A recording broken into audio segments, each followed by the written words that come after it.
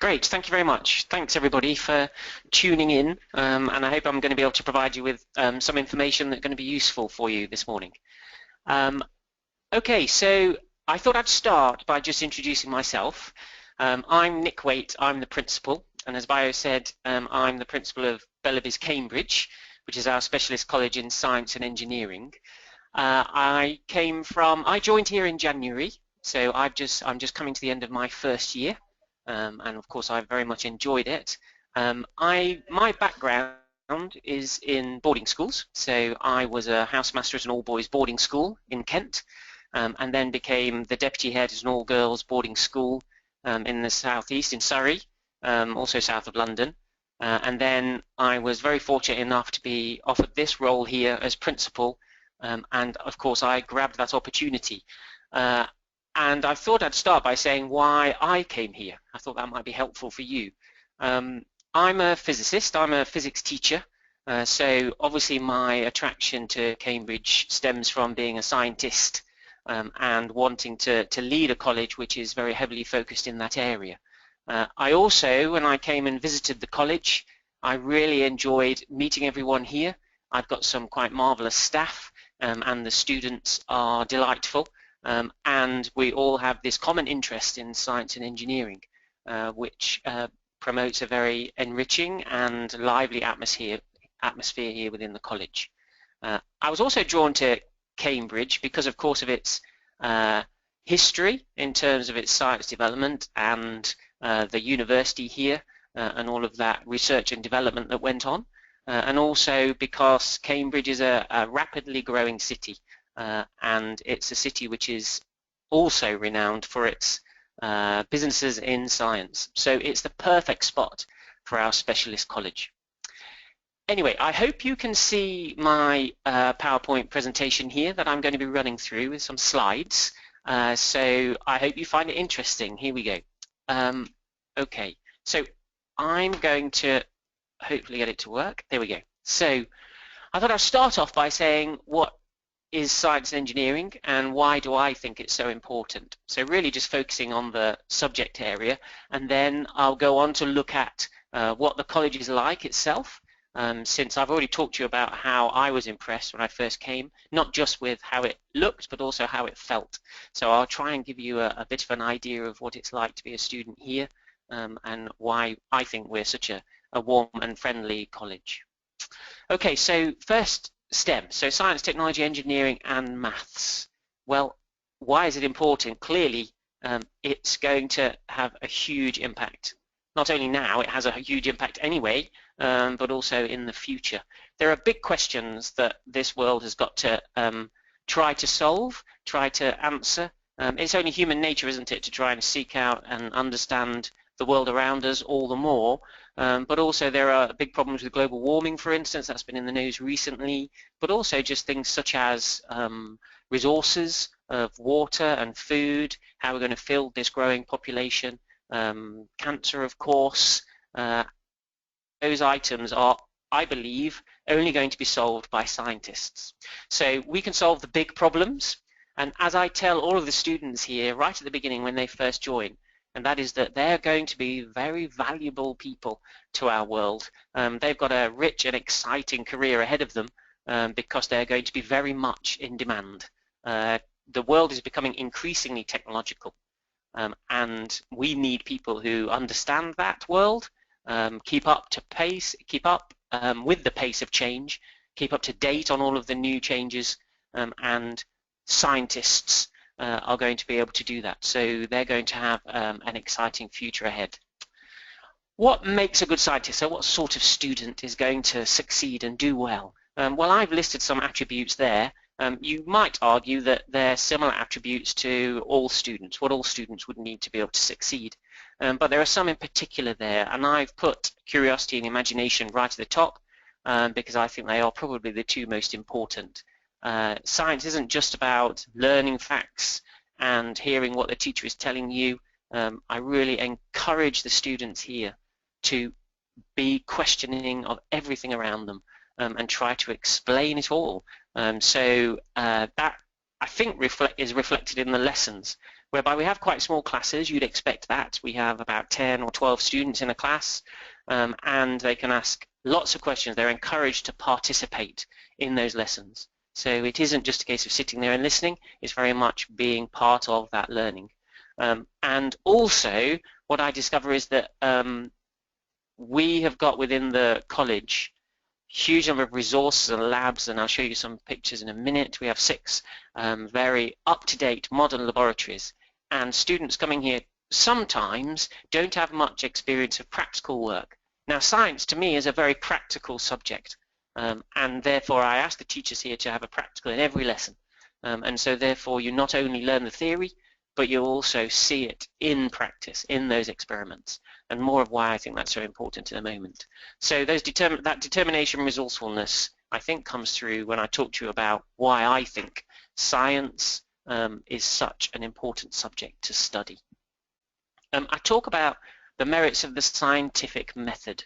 What is it about science which is unique to it as a subject, and what makes it so therefore creating students who are so much in demand?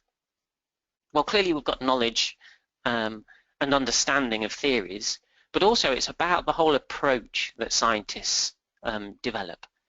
What we do is, in science, is we ask students to be able to think of an idea, think of a hypothesis. They then have to design a way to be able to investigate that idea, test it, either prove it or disprove it. And that might be via experiment, it might be via getting results from a practical, or it might be doing research. It might be through a survey, for instance. So you need to be able to then gather evidence. Once you've got that, of course, which has had to be very carefully designed, so you find useful information, but you then need to be able to analyze it very carefully.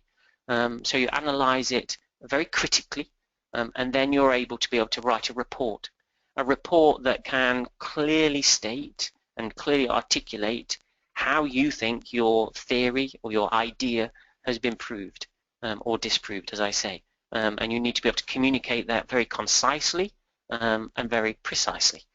So those types of features, that ability to be able to be imaginative, but also to be logical in the steps in which you follow through, to be able to be critical and be analytical, and all of those skills come through strongly within the practical work that you do, but indeed for your whole approach. And I think that that methodology really prepares you for the future, for a future career, but also for your future studies when you go on to university. So I've mentioned there, so that's useful for your career. So the skills that you learn don't mean that you necessarily have to become a scientist as your future career. I'll talk about that a little later, but one of the key messages I want to get across is that scientists are in huge demand, but also their skills are applicable across a wide, diverse range of careers. So when I'm saying that it's good for careers, I don't just mean down a narrow track of necessarily just being scientists in white lab coats working in research centres. It's certainly very valuable for things such as the financial sector, for example. Scientists will often go into that area too, and generally in business, that type of thing, the skills that you learn are hugely valuable. Okay, so moving on. So there's an example of the types of skills that they're looking at. Clearly, when you make an application to a potential employer, they're going to be wanting to know about your character. They're also going to be looking at your track record of how you've performed to see whether you've got those skills I mentioned earlier about determination and commitment. But also they're looking for you to have some evidence of skills in particular, not just knowledge, but those skills that I talked about. Okay, so coming back to why Cambridge is such a great place for us to be able to have our science and engineering specialist college. Right, let's start off by saying, well, you might know this very famous phrase, on the shoulders of giants, a phrase which was first produced by Sir Isaac Newton. He was saying, and obviously, in fact, he's one of my favorite scientists. Our building here, which I'll show you a picture of later, one part of the building is named after Sir Isaac Newton. So we have a big memorial plaque to him. He worked in Trinity College here, as does Stephen Hawking, who's also on that slide. But Sir Isaac Newton, in fact, developed a lot of the ideas, particularly in mechanics and light, which you study within your lessons. So it's always great to know that those ideas that you're actually studying, those theories, to be able to understand where they came from, to be able to understand and even visit those areas where these theories were first produced, I think really helps and gives you an added dimension to your education here. So Cambridge has got its university and all of its various colleges, and so we're able to take the students there and indeed visit some lectures and show them around some of the departments there. And I'll mention later, but we also have the Science Festival here in March every year, which is a fantastic experience for those who are wanting to explore and learn more about science. Okay, so you've got Stephen Hawking there, very famous, you'll know him. Niels Bohr up there on the right-hand side, he's very famous for his work on quantum physics. Charles Darwin, you'll recognize down at the bottom there, he's got a great beard. I think I need to grow one like him if I could. And he's very famous for his work on evolution, of course. Dorothy Hodgkin, very famous chemist. She was a Nobel Prize winner who did a lot of her work here in Cambridge, and then Henry Cavendish from a long time ago, but he was probably the one who first, he's a chemist, as I say, and he developed a lot of those practical ideas, that approach to investigating ideas, which I talked about earlier. So we have the Cavendish laboratories here that are well worth a visit. Okay, also, not only have we got where the science came from, but we've also got examples within Cambridge that we can go and visit of how science is used. So that picture there in the middle, that one is actually the Microsoft Research Centre. So those of you who are budding IT specialists or into your computing, then that's a very famous building within Cambridge, which again offers lectures and talks and visits that we take advantage of to see just what Microsoft are up to and what they're going to be doing next. AstraZeneca there on the bottom right, you might know of them. That's a very big company that produces medicines. So the medical field are very interested in AstraZeneca, and so we take the students to go and visit that as well. I've mentioned the Science Festival, and there's also the Science Park and the Science Centre. So there's lots within Cambridge to be able to go and visit. And indeed we invite them in, of course, as well to talk to us, certainly within careers talks, and also from the university, so the students can ask questions of them. Okay, top right, it's a beautiful place to work here. Can't say that we've got a blue sky this morning, so I can't promise that every day, but it certainly is a very nice, attractive place to be. We're very much in the centre of Cambridge, and the facilities are great for our lessons. So you can see there a picture of one of our laboratories, very bright, very new looking. They're only a year old, but as I say, one of the key things is that they've got a huge amount of apparatus, and so experiments every lesson are the order of the day, but they're nice places to learn and to work in. So what sort of courses do we offer? We've got the English language program. We've got the one-year GCSE where we study 6 subjects and cover the GCSE course within 1 year. Those 6 subjects are then, the exams for those are then taken at the end of that year, and that's a September start for us here in Cambridge. So 1 year GCSE students begin in September. A-level, you can see there we've got our 8 subjects, 7 if you just combine maths and further maths, and so we have quite a narrow curriculum in terms of what we offer. So it's very much, this place is for people who have made a decision about where their strengths lie. I always say to the students, when choosing which course to follow, you want to choose those subjects which you are strongest in. And I think that necessarily follows that you're very interested in them, but you shouldn't be choosing a course that you're interested in and you think you should do if it isn't playing to your strengths. So you really need to think carefully about, if you come to Cambridge, then you know that the science, engineering, economics, psychology, you're very mathematical and analytical in your mind, and therefore these are the subjects that you're going to be strongest in. We also offer the foundation course, which is of course a 1 year course, and we do engineering, general engineering, we do chemical engineering, we do the science foundation, and we also have business. And when I come on to talk about enrichment, you'll see that what we offer within enrichment is very much a science slant. So those people who are coming to study business, it's the normal business foundation course that you would get at any other of our colleges, but it has that slight bent towards looking how businesses in IT and science, those are the ones that you're going to experience more of if you're here in Cambridge. And again, I think that's very much the future, so I think it's a good choice. These are our results that we had at the end of last year, so in the summer. So 55.5% of students gained A or A star in their A-level results. That was very strong, and I'm always proud to say that we beat our neighbours. We've got two very big neighbours who are boarding schools, and we achieved results which were very high indeed, and higher than them. So that's always good. Not that I'm too competitive, of course. It's not only about the results, it's also about what you experience while you're here. But it's always nice to be able to get one over on our neighbours. And then you can see there our results in terms of destinations for the A-level students in which universities they went on to. And again, we're very proud of that. And then our foundation results. So 93% pass rate within Bellerbys. Again, that was an improvement on last year. So we're always aiming to try and increase our performance, and we tailor our teaching and our learning and the whole experience that the students have here, obviously focused on making sure that the students achieve where they want to get to. I know that the students come here very focused and very keen to progress to where they've got their ideas of where they'd like to be. So we do our utmost. It's certainly very much my focus to ensure that the students are able to achieve those aims as best as they can. Good. There's some pictures of Cambridge. So a very nice place to be, punting in particular down there. It's a bit cold at the moment, but certainly when the spring comes and the summer, it's a delightful way to spend the day. And you can see up on the top right there, when you're punting, you get a lovely view of all the colleges. Good. And then enrichment I mentioned. Now here in Cambridge, what we do, we have Wednesday afternoons where we collapse the timetable. So we don't have lessons on a Wednesday afternoon. And in that afternoon, we put on a whole array of what you'd probably call extracurricular activities.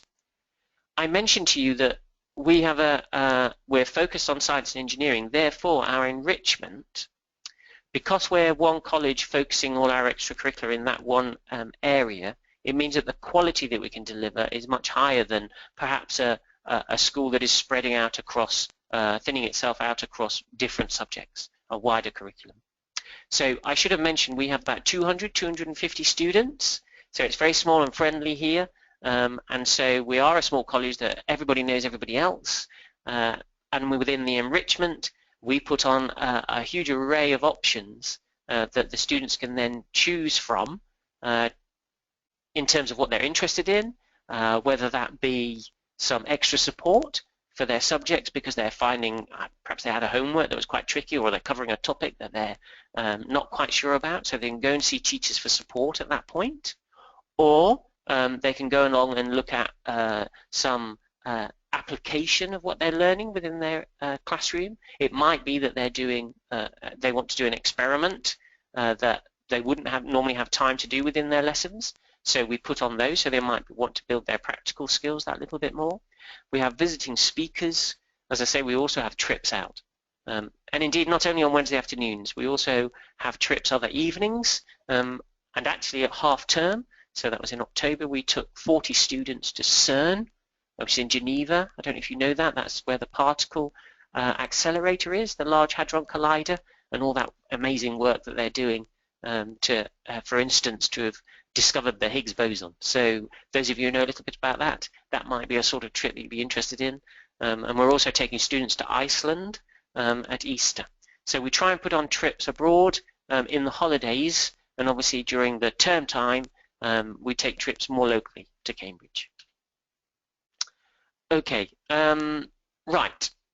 The next slides I've put on are about medicine in particular, because I know that a number of students might be interested in that. We have a medical program that we put on, which is tied in with enrichment. So, for example, when you choose which enrichment to go along to, we give you an idea of what might be useful for certain subjects that you're following. But certainly for medicine, there'll be a whole separate set of activities. That doesn't mean that only those who are in medicine or interested in medicine go along to them. They're open to everybody, but in particular, we know that those students who are applying for medicine need to develop certain skills and practice certain things to be able to give them a good chance of getting to medical school.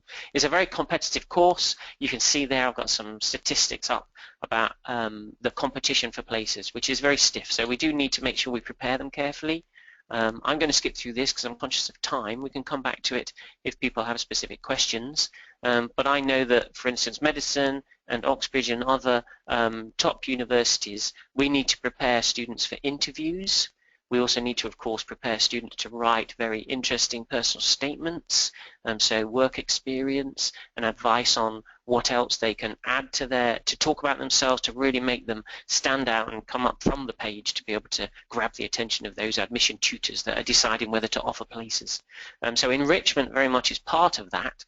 Clearly you need to do well in your subject, in your studies, that's paramount, but the enrichment, the work experience, the debating, for instance, that ability to show a genuine passion and interest in your subject is something that we really help the students to achieve so that they can really show themselves off the best they can when they're applying to university. But also for medicine and, as I say, Oxford and the top universities, you will also need to do some aptitude tests perhaps, and so we provide some assistance and training for that as well.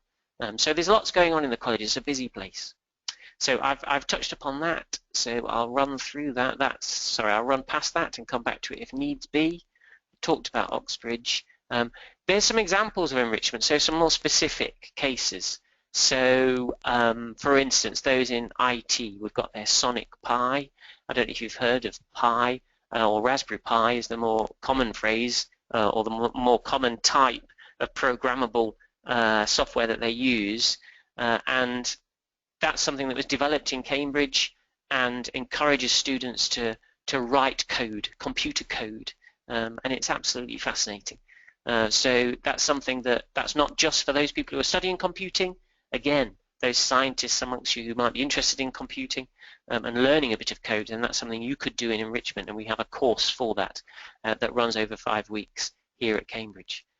So I mentioned debating. Microtitration is just an example of one of those practicals that we put on to try and develop students' practical skills. A lecture from a local astrophysicist, so those of you who are interested in looking at the stars at night and know about what you're seeing, we have that as well.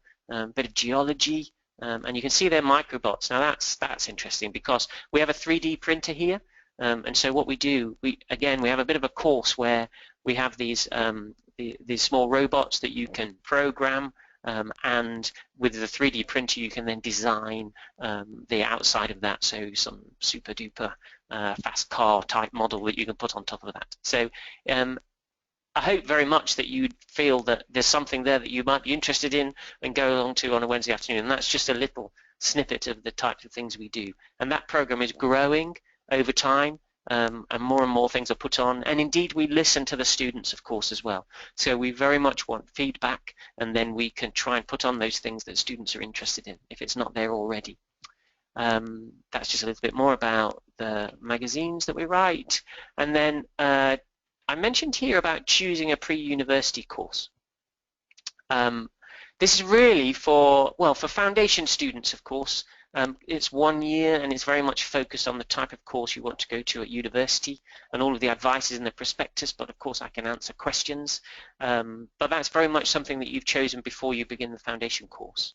Equally with the A-levels, I just wanted to say there really that if you the combination of subjects that you study will influence what courses you can choose to study at university, of course. But what options of subjects gives you the widest choice of subjects to follow?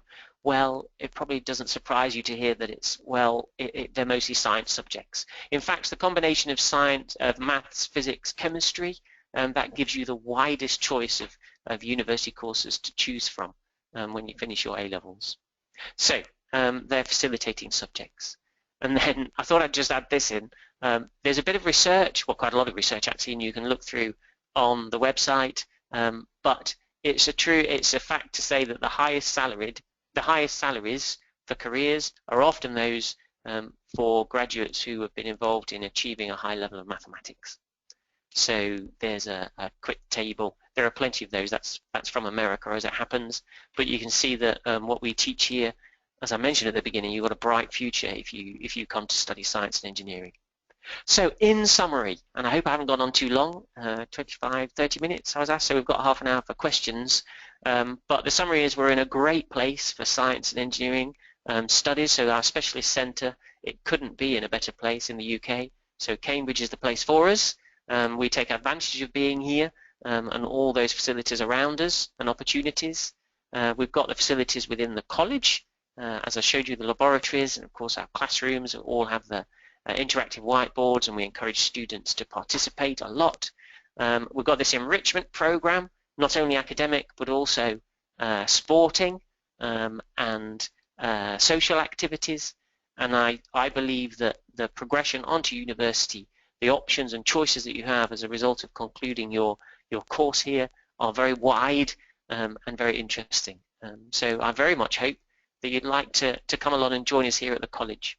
And then one final thing, because I feel that's very much focused on the academic delivery that we have here within the college. I'd also like to say that it is a nice place to be. It's not all about work. There's also an opportunity here to explore and to meet people here at the college. We've got over 30 different nationalities at the college. We're very proud of that diverse mix of different cultures. We learn from each other as much as we do teach the students. So we have an international evening, for instance, next term, where the students put on a bit of a show, and so that's a very lively evening. We have sports activities. I can just say that we beat Cats Cambridge at football and basketball the last couple of weeks, so we did the double over those, so that was very pleasing for the coach of those two teams. And it's a place where everyone knows everybody else. We're nice and small. We are a very friendly and supportive and nurturing place to be. And I very much, as I say, hope that you're interested in perhaps joining us here at Cambridge. Bayo, shall I pass over now for questions? Yes, absolutely. Thank you so much for that astounding presentation on Bellerbys Cambridge, Nick. So yeah, as Nick says, I'll just pass over the floor. So if anyone could actually just type their questions in, and I'll relay them to Nick, and he can answer them accordingly.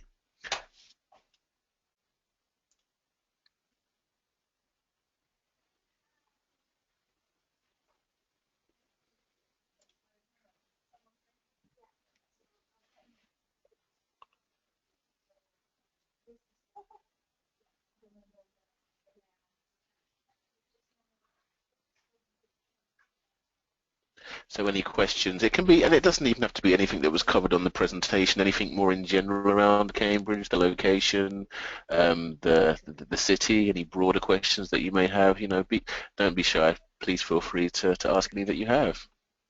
While we're waiting, perhaps I could talk about the residences here. Absolutely. The accommodation. Maybe that could be something that people are interested in. Sure, of course. We have the under 18 residents, so for those students who'd like to be in a residence with our other students, that's in Manor. That's about 2 miles away from the college here at the centre. It's a place where we have a lot of the sports facilities. So for example, we have there a gym, we have the football pitch, we have the gym for basketball and badminton. And in fact, we added volleyball recently because the students were very keen to have that sport as an option. Also within the residence there, we have a movie room, obviously the study areas, and we've got a music room. So there's a music teacher who will provide some music lessons for those students who are interested in that. And it's very much a homely atmosphere that we're trying to develop there. And that's, of course, with students from the college who are all under 18. We also then have the over 18 residents. Oh, I should have mentioned that the under 18 residents, although it's 2 miles away, we have a bus service that brings the students from the residence to the college in the morning and takes them back at the end of the day. So everyone comes in together and everyone goes home together. So again, it builds that community spirit within the boarding house, which is very useful. We also have the over 18 residents, which is called Tripos Court. They're all ensuite bathrooms with their rooms, and they're on in clusters of 8, and they have their common kitchenette that is shared between those 8 rooms. And of course you can also go for half board, so we provide meals, we provide the breakfast and the evening meal if you want to choose that option, or you can be self-catered. And that's about a 10-minute walk from here, so very central to the city, and a short walk, so a bit of fresh air and some exercise on the way into college and on the way home again. So that's Tripos Court. And then we also have a number of students who are in homestay. Homestay, of course, is living with a UK family, and those that's more with so a smaller accommodation that would be, and that's a way that you can get to learn and be fully immersed in the British culture here within Cambridge. So that's an option that students can consider as well. And then finally, some students will have their own accommodation. So some will have relatives here, for example, or have arranged their own private accommodation. And those will be the over 18 students.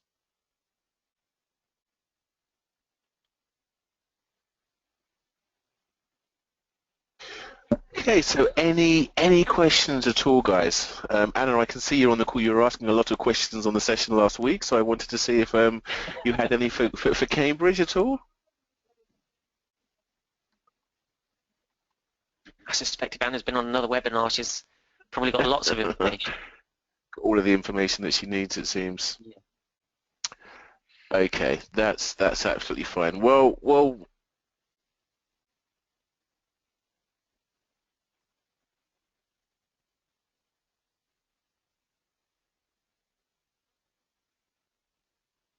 I'll perhaps give people a flavour of what's happening in Cambridge here at the moment. We've got our foundation exams this week. So we have about 100 students who are foundation students. We have roughly about the same number doing A-levels. And then we have, this is a September start, by the way. And then we have one class of GCSE students, which is 10 students. So that's the one class, so we work very hard to make sure that they feel very much part of the community. So they're very special to us, and they get treated as such. And then we also have the ELP, the English Language Preparation Program. So we have those students who are on ELP learning those skills that they're going to need to be able to be successful in their academic studies. And a lot of those students, therefore, of course, will move on to either A-level or foundation at the end of that. So that could be perhaps they're here for one term and then move into a foundation course or an A-level course in January, or indeed they may be a longer time within the ALP and then beginning in the September on either of those courses.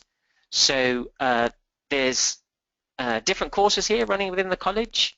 There are always people who have got similar interests to you and on a similar course through their studies towards university. So I very much think that it's a friendly place, as I mentioned, and a nice place to be.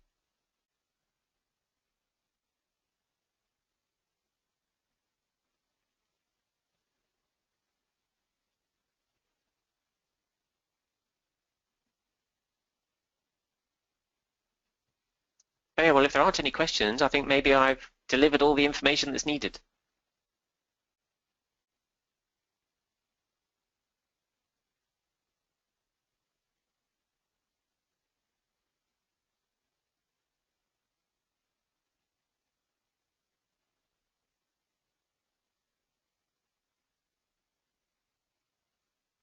One thing I've lost Bayo, I think, so I'll keep on going. I've got what I'd had hoped to show everybody was a bit of a film that a few of the GCSE students helped me make later at the end of last week, where I tried to do a virtual tour of the college. So it's a bit rough and ready. It's a bit, it's not professional or slick, but it was an opportunity for me to be able to do a tour that I would do perhaps to visiting parents or agents or students who were lucky enough to be able to come to the college before choosing whether to come. So I did a tour of the college with someone holding their mobile phone, and we've been trying to put that together for this talk, but unfortunately we just haven't quite finished it, but I very much hope it will be done over the next couple of days, and perhaps that will be a really useful thing to either place somewhere that people can access or to send it out to people. I don't know, Bio. I don't know the best way to do it. Absolutely. Can you hear me now, Nick, by the way? Yes, I can. You can. Okay, fantastic. Sorry, I think I must have been on mute. Yes, no, that would be fantastic. And I was just saying that, yes, we can actually send out that virtual tour to all of the attendees here today, so that's absolutely fine. So so you can actually see the insides of Bellerbys Cambridge and get as close as you can to an intrinsic experience of what it's like to be there. So that's fabulous. Okay, everyone, so if there are no more questions, thanks again for your attendance. Thanks to Nick for that fantastic presentation. And I'll follow up with each of you very, very soon. Brilliant. Thank you very much. Thanks, everyone. Thanks. Bye. Goodbye.